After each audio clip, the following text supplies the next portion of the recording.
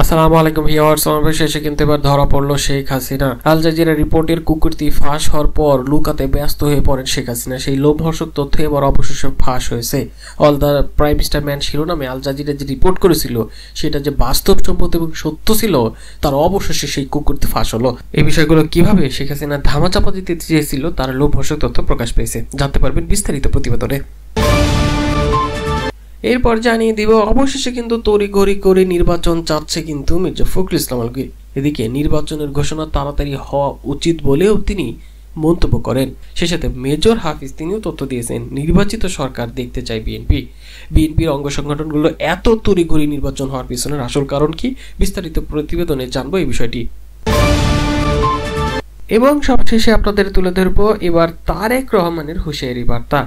ভুল করলে জনগণ কিন্তু 5ই আগস্টের মতো বুঝিয়ে দেবে, এমন বার্তা দেশবাসীকে দিয়েছেন তার বিএনপির নেতাকর্মীকে। বিশেষ করে শুধু তাই না, আগামী নির্বাচন বিএনপির জন্য এত সহজ হবে না। আরও কি কি বিষয় তুলে ধরলেন এবং বিএনপির নেতাকর্মীদের উদ্দেশ্যে যে বার্তাটা দিলেন, ভুল করলে জনগণ বুঝিয়ে দেবে 5ই আগস্টের মতো, এই বিষয়টা কেন বললেন, তাদের ব্যর্থতা কি কি, ভিডিওর শেষ অংশে এই এক্সক্লুসিভ বিষয়টাও তুলে ধরবো।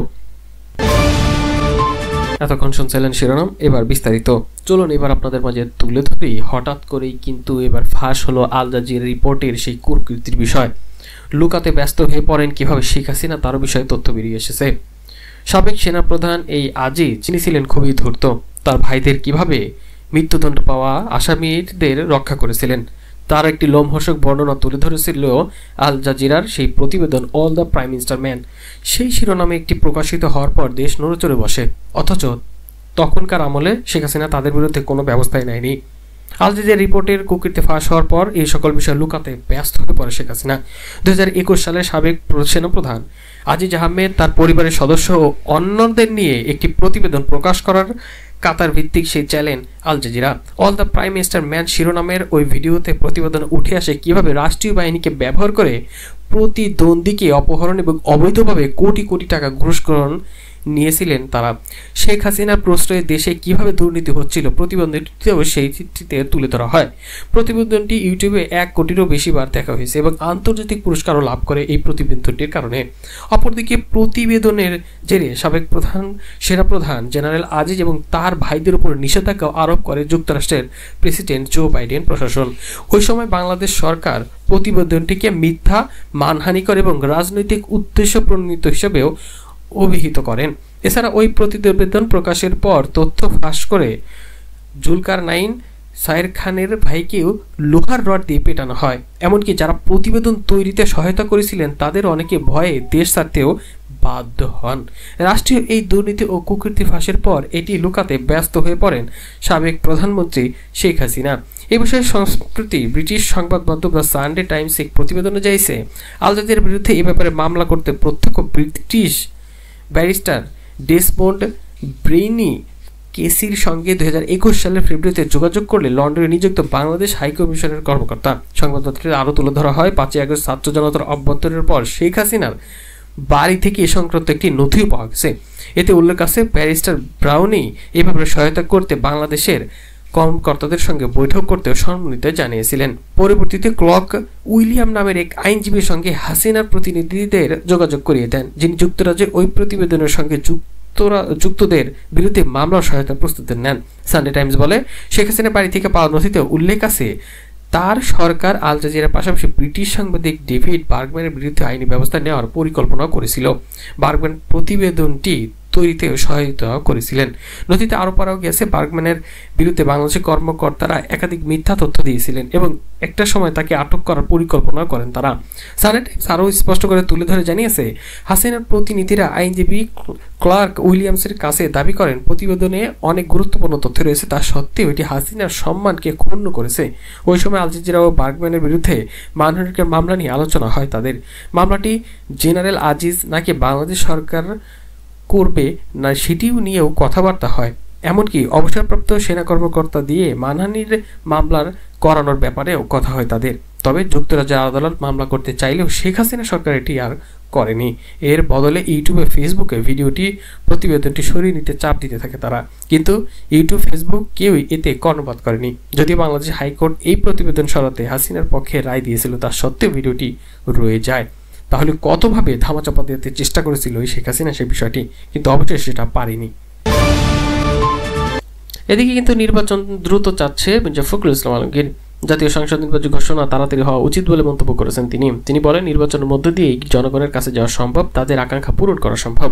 আগামী জাতীয় সংসদ নির্বাচনে ঋণ খেলাপিরা যাতে মনোনয়ন না পান সেটিও নিশ্চিত করতে বা করার চেষ্টা করা হবে বলেও জানান মির্জা ফখরুল ইসলাম আলমগীর। তিনি বলেন, রাতারাতি সবকিছু পরিবর্তন করা সম্ভব নয়, তবে ঋণ খেলাপিরা যাতে মনোনয়ন না পান সে বিষয়ে আন্তরিকভাবে চেষ্টা করা হবে। শুধু তাই নয়, নির্বাচনের বিষয়টি তড়িঘড়ি করা কেন প্রয়োজন সে বিষয়টাও তিনি তুলে ধরেন। মির্জা ফখরুল বলেন, আমাদের দলের পক্ষ থেকে পরিষ্কার করে বলতে পারি, প্রতিটি সংস্কারকে এগিয়ে নিয়ে যাব। অন্তর্বর্তী সরকার গঠিত 4টি সংস্কার কমিশনের রিপোর্ট নিয়ে বিএনপির কোনো মন্তব্য করতে চায় না উল্লেখ করে মির্জা ফখরুল বলেন, সংস্কার কমিশনের পূর্ণাঙ্গ রিপোর্ট পাওয়া যায়নি। দ্বিতীয় সরকার যেটা বলছে এবং পরিকল্পনা করছে যে রিপোর্টগুলো হাতে পাওয়ার পর রাজনৈতিক দলকে আলোচনা করবে, তারপরে সিদ্ধান্ত হবে। ঐক্যমত ছাড়া কোনোটি গ্রহণযোগ্য হবে না বলেও তারা দাবি করেন। অল্প সময় নির্বাচনের মধ্য দিয়ে যাতে গণতন্ত্র ফিরে যেতে পারে সেই ব্যবস্থা করা হোক, এমনটা দাবি করেন এই মির্জা ফখরুল ইসলাম আলমগীর।